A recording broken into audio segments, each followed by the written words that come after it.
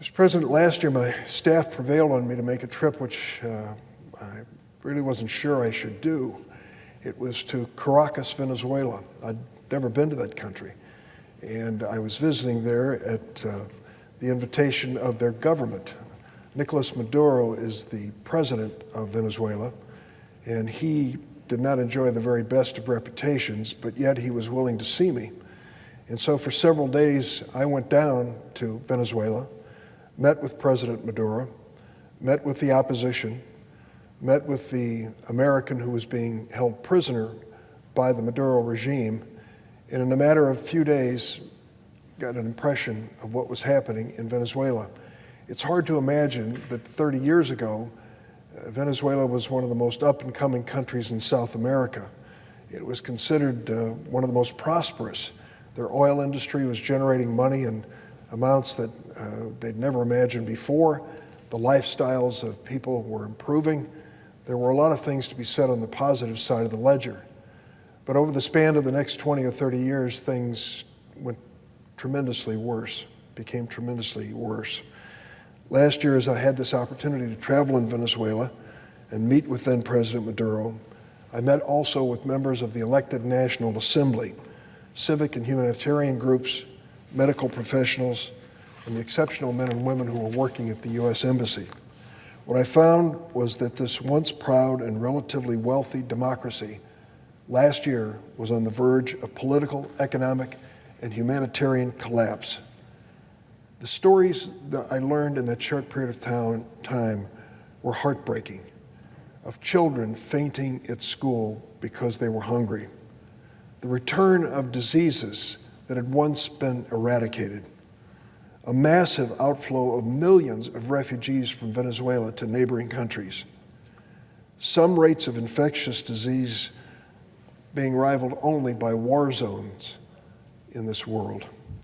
So many children were going so hungry, while the government cronies were siphoning off millions of dollars from the state food aid program. It was infuriating and disgusting. I walked down the streets of Caracas and saw firsthand Venezuelans emaciated, waiting in long lines at ATM machines. And I asked, why is it every hour of the night and day there's a long line at the ATM machine? Inflation was so bad in that country that people had to wait in line, patiently in line, to max out each day's withdrawal from their accounts so that they would have enough money for a round-trip bus ride the next day. I walked through one of the private hospitals and I heard of unimaginable shortages of key medicines, shortages even worse in the state hospitals where simple blood tests were no longer possible. In fact, just this week, a collaborative and brave Venezuelan media effort entitled Petrofraud released a devastating investigation. It details how the Venezuelan government decimated the nation's oil supply to enrich the cronies of President Maduro and attempt to buy diplomatic support, all while its people were dying of malnutrition and inflation was soaring beyond 1,000,000%. When I met President Maduro last year, I told him, this was in April, that if he proceeded with the planned rigged election, he would find himself even more isolated in this world, and he would bring even greater suffering on his people. He ignored me, and of course, sadly, that's what happened. In May, he went forward with a bogus election whose illegitimate results were not recognized by many countries in the region. Maduro also then kicked out America's top diplomats at the time, two of our finest, whom I've had the pleasure of meeting and working with on the trip. And yet during my visit, I was also inspired and found some hope.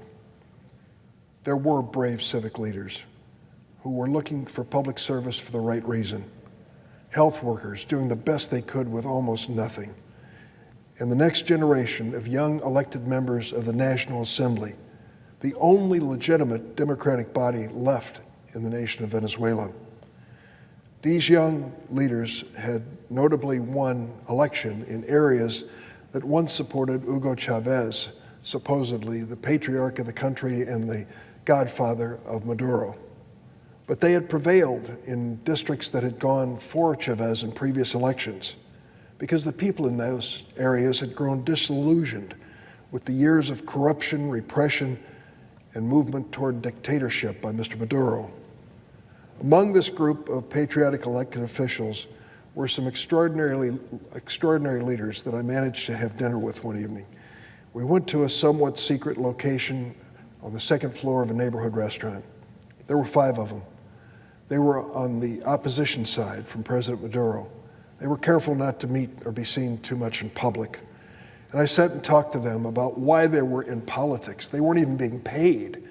Maduro had decided to stop paying them after they were elected. And yet they continued to try to serve.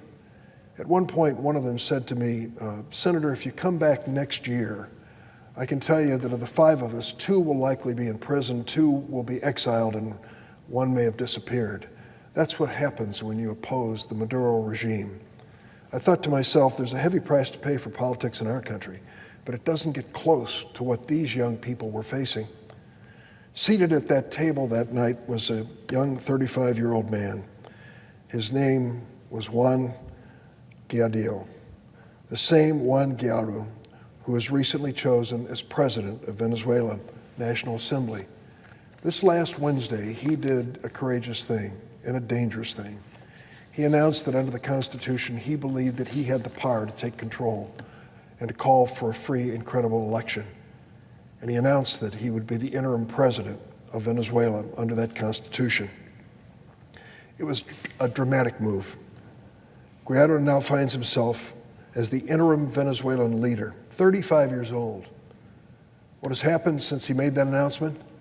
The United States has recognized him, as has Canada, and virtually every other country in South and Central America, save 3, and I'll spell them out, Bolivia, Cuba, and Nicaragua, which refused to recognize him. The Secretary General of the Organization of American States has also recognized him. Under Article 233 of the Venezuelan Constitution, if the presidency of the country is deemed unfilled by a vote of the National Assembly, then the National Assembly president, quote, shall take charge of the presidency, close quote, and lead a timely transition back to a legitimate government. This is what's happened on the streets of Caracas because of his courage. The National Assembly passed a measure finding that the office of the presidency was vacant due to a clearly stolen election.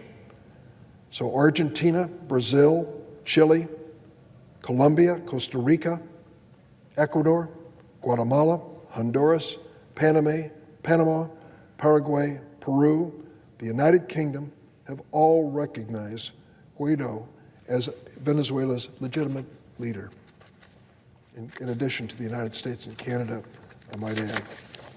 Earlier this week, I also joined in support of his effort, calling on him to fulfill his constitutional role to help Venezuela return to the community of democracies, and to do so with a thoughtful and timely transition to a credible election in which the Venezuelan people can once again choose their leaders through a fair, transparent process.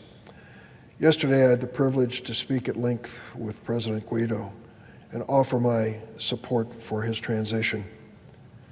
Just as when I met with him last year in Caracas, he was deeply thoughtful and expressed his love of this country that he serves.